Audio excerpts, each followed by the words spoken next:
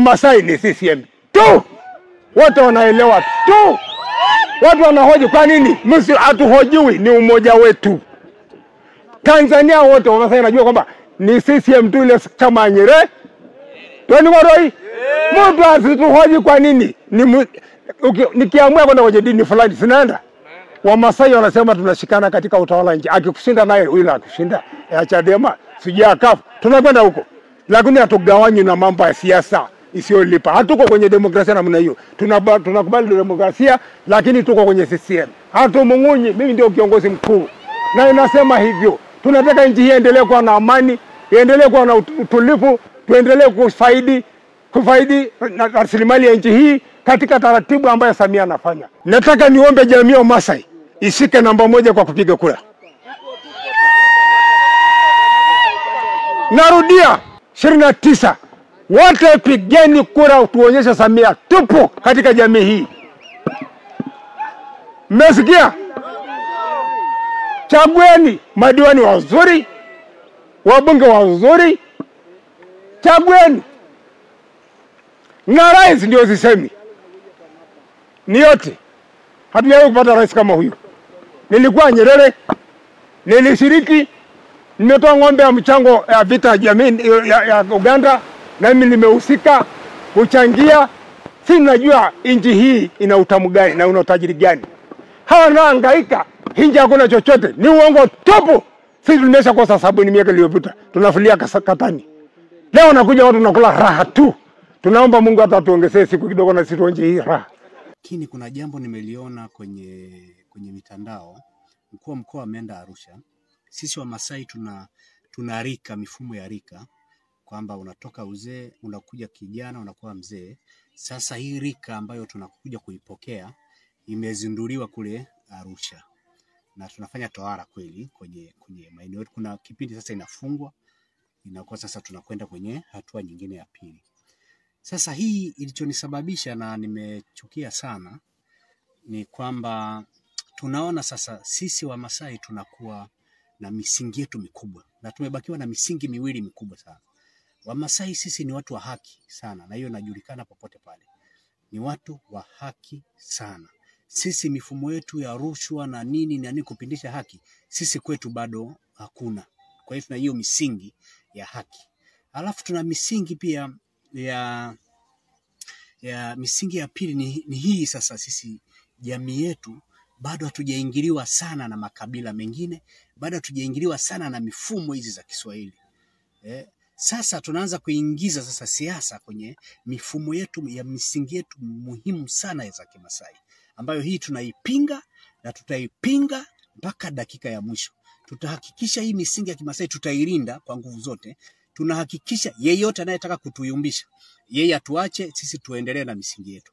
Sisi kwenye jamii za Kimasai tuna hiyo misingi mikuu hiyo miwili, na tuna misimamo yetu kila mtu anajua, na sisi tukisema nyeupe nyeupe, nyeusi nyeusi.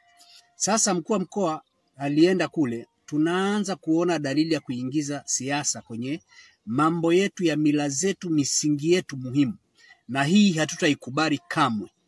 Na hii viongozi wengi sana waheshimu, viongozi wa kiserikali, viongozi wa maeneo mengine, wa dini, wa nini, tunaomba watusaidie kuheshimu misingi yetu, wasituingize mambo yao kwenye misingi yetu. Na hii sisi hatutajali siasa, hatutajali huyu ni nani, lazima tuisimamie. Na viongozi wetu wa kiserikali wabaki kufanya kazi za serikali, wasianze kutuingiza siasa kwenye mambo yetu sisi ya mila yetu. Kwa hiyo hilo ni la kwanza. La pili, huyu kiongozi wa Kimasai anaitwa somebody Kisongo nafikiri.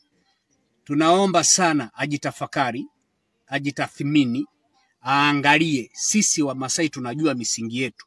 Kiongozi wa Kimasai tunajua msingi wake, na tunajua anatakiwa afanye nini, na tunajua anatakiwa asifanye nini. Kwa hiyo ajitafakari vizuri. Ajitafakari. Sisi tulioona hii clip hatukupenda kwa sababu ameingiza siasa kwenye matukio muhimu ya Kimasai. Swala la kwanza, tumemsikia akizungumza mgombea urais wa chama kimoja akisema si mnampenda. Hiyo pekee amekwenda kinyume na misingi yetu sisi ya Kimasai.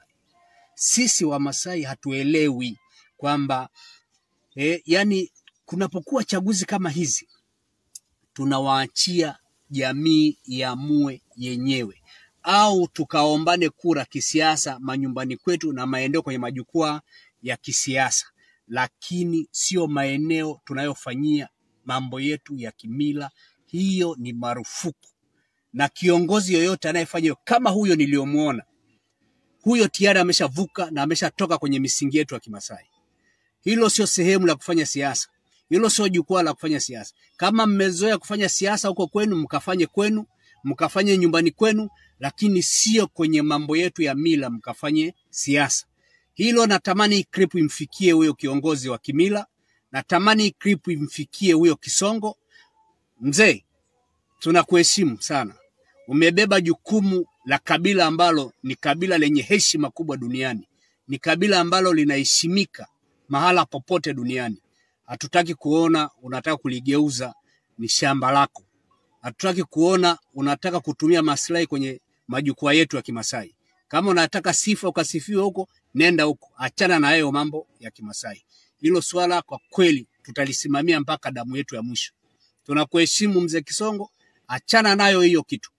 Achana nayo kabisa. Na nimekisha kufuatilia mara kibao. Achana nayo kabisa hiyo kitu.